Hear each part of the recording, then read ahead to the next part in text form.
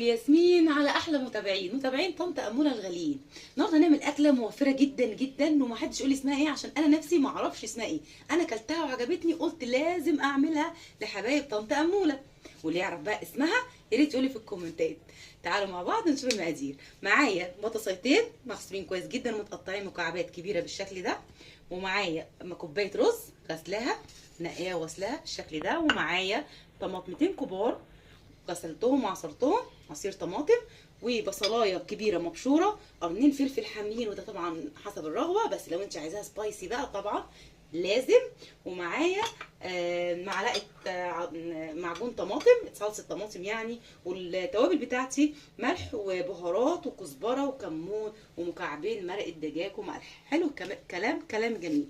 تعالوا بقى نشوف الطريقه، نخش على الطريقه كده على طول. يلا بينا، سهله جدا جدا حبايب طنط امون. نقول بسم الله.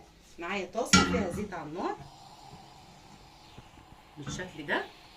هاخد البصله بتاعتي انزل بيها كده، بسم الله الرحمن الرحيم.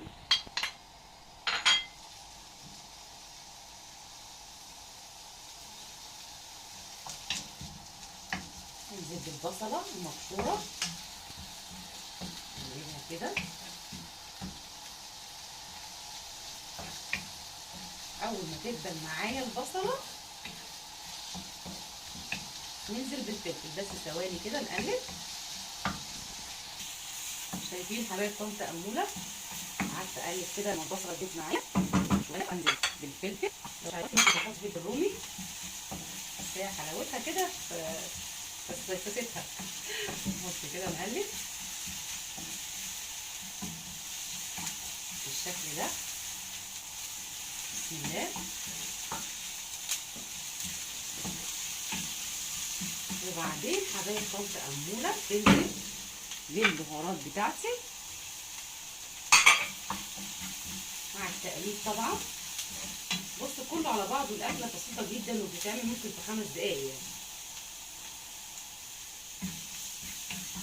كله كده التتبيله بتدي الريحه الجميله دي مع البصل.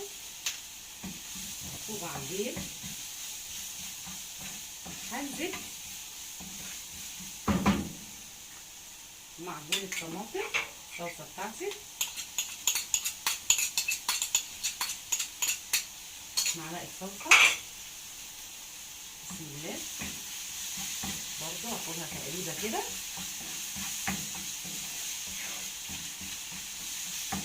وبعدين حبايب طنط اموله هنعمل ايه؟ هنزل دلوقتي بعصير طماطم.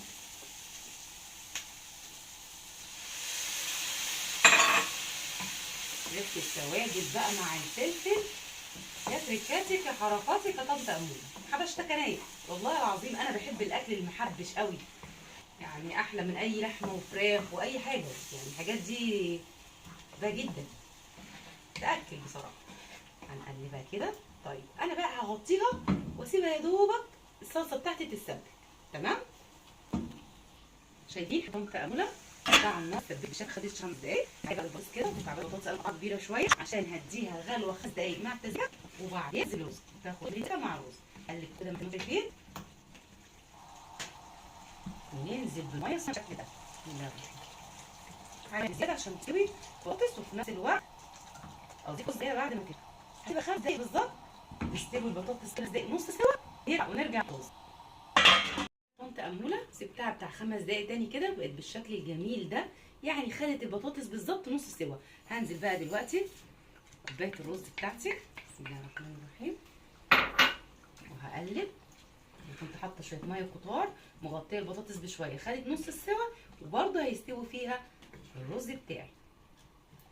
هعلي بقى عليها وهغطي كمان 5 دقايق، او اما تشرب شويه اوطي عليها برده كانك بتعملي رز عادي خالص. نوطي عليها على الهادي خالص، ولما الرز يستوي نيجي بقى ونفرغ وناكل احلى اكله ان شاء الله من ايدين طنط اموله. شايفين حبايب طنط اموله؟ سبتها على النار لحد الرز كمان ما استوى بقى بالشكل الخطير ده، حاجه في منتهى الجمال. نغرفها بقى في طبق التقديم كده، بجد حاجه فظيعه يعني، جربوها وهتدعوا لطنط اموله. بسم الله الرحمن الرحيم.